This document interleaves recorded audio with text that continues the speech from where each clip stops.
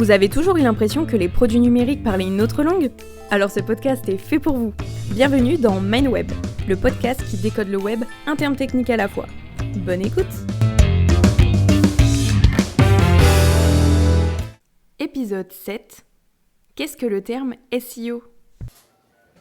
Salut Colline, dis, j'ai une question pour toi, si tu as 2 minutes.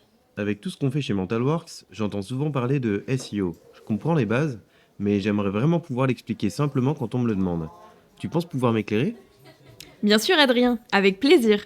Le SEO, c'est un terme essentiel quand on parle de visibilité sur Internet. Ça signifie Search Engine Optimization, mais on l'appelle plus couramment le référencement naturel ou référencement organique. En clair, c'est tout ce qu'on met en œuvre pour qu'un site web apparaisse le plus haut possible dans les résultats de recherche de Google, sans avoir à payer pour ça. Je parle de Google parce qu'il représente environ 90% des recherches en France, mais c'est exactement la même chose pour Bing, Yahoo, Quant, etc. Ah, donc le référencement naturel, c'est l'art de faire apparaître mon site en tête des résultats quand on fait une recherche. Et tout ça sans payer ? Exactement. Pour qu'un site monte dans les résultats de Google, c'est un peu comme s'il devait prouver qu'il est le plus pertinent pour la recherche d'un internaute.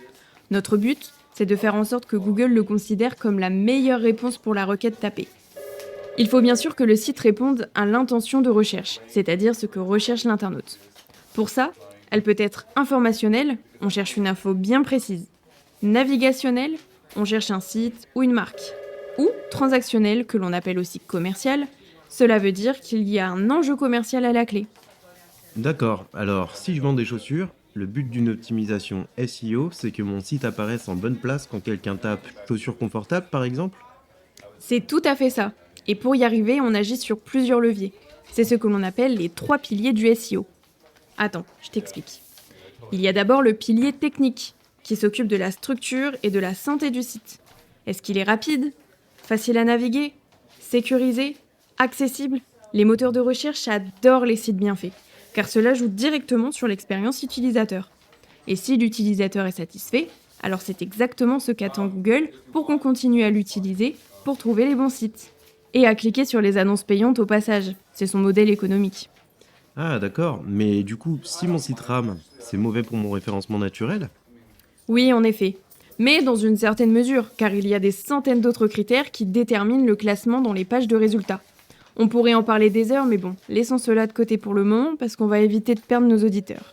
Tu as raison, on va éviter de les perdre. C'est quoi le pilier suivant ? Ensuite, on a le pilier contenu, que l'on appelle aussi le SEO on-site. C'est la qualité du contenu présent dans les pages du site. Il faut d'abord identifier les bons mots-clés à utiliser, c'est-à-dire ceux qui sont recherchés par les clients et qui ne sont pas trop concurrentiels. Il faut ensuite rédiger des textes de qualité et originaux. Ils doivent répondre concrètement aux questions des internautes et démontrent son expertise et son autorité. Il faut se différencier. C'est ce qui rend ton contenu digne d'intérêt pour Google et pour les utilisateurs. Ok, donc si je reviens à mes chaussures, je dois utiliser des termes précis et bien détaillés, ce qui les rend uniques par rapport à mes concurrents ? Oui, ce serait un élément déterminant pour que l'on puisse te trouver. Par exemple, si tu as des chaussures spécifiquement adaptées aux personnes qui ont les pieds plats, alors il faut que tu développes spécifiquement cet atout et créer du contenu spécifique à cette niche. Ok, intéressant. Donc en gros, il faut se démarquer. C'est vrai dans la vraie vie et sur Google aussi ? Et ça pourrait faire un joli slogan ça, non ? Tu as raison, ça pourrait faire un joli slogan. Mais c'est exactement ça. Du coup, il nous reste le 3e pilier, la popularité que l'on appelle aussi le SEO off-site, qui concerne la popularité et la réputation de ton site. Ça se passe en dehors de ton site. Par exemple, quand d'autres sites font des liens vers le tien. Pour Google, c'est un peu comme des votes de confiance qui prouvent la crédibilité et l'autorité de ton site. C'est une forme de recommandation. À noter d'ailleurs que c'est grâce à ce concept que Google a écrasé ses concurrents, le fameux PageRank, un algorithme qui était au cœur de son fonctionnement à l'origine. Il y en a aujourd'hui des centaines et ils évoluent constamment. D'ailleurs, les professionnels du SEO ne font qu'essayer d'analyser son fonctionnement pour en tirer profit, mais avec un train de retard et une approche complètement empirique, car Google garde tout cela secret. C'est un peu comme la formule du Coca-Cola. Ah d'accord, je vois. Mais du coup, avec l'arrivée de l'IA, ça donne quoi ? Et bien justement, attention avec l'arrivée de l'IA. Le SEO est bousculé et il va falloir réadapter les stratégies. Mais c'est un sujet qu'il faudra aborder plus tard, car on manque encore de recul actuellement. Cela arrive en France que dans quelques mois. Ok, je crois avoir compris la logique. On optimise la technique, on crée du contenu intelligent avec les bons mots, et on gagne des votes des autres sites, et ça bouge tout le temps. C'est ça le référencement naturel? Oui, c'est une excellente synthèse, Adrien. Il faut noter que le SEO, c'est une stratégie sur le long terme, un investissement continu. Mais c'est fondamental pour exister et être trouvé sur Internet aujourd'hui à moindre coût. C'est d'ailleurs ce qui le différencie du SEA, le référencement payant où on paye pour apparaître en tête de résultat. Mais ça, c'est un autre sujet dont on parlera dans un autre épisode.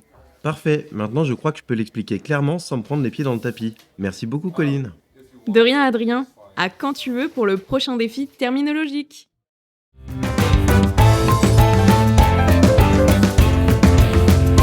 Vous venez d'écouter MindWeb, le podcast qui décode le web, un terme technique à la fois. On espère que cet épisode vous a éclairé sur le langage de nos professionnels du numérique. Pour ne rien manquer des prochains décryptages, abonnez-vous. On vous donne rendez-vous mercredi prochain à 9h pour un prochain épisode.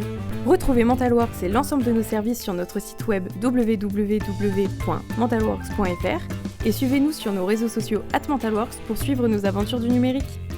À très bientôt pour un nouveau mot du web enfin compris.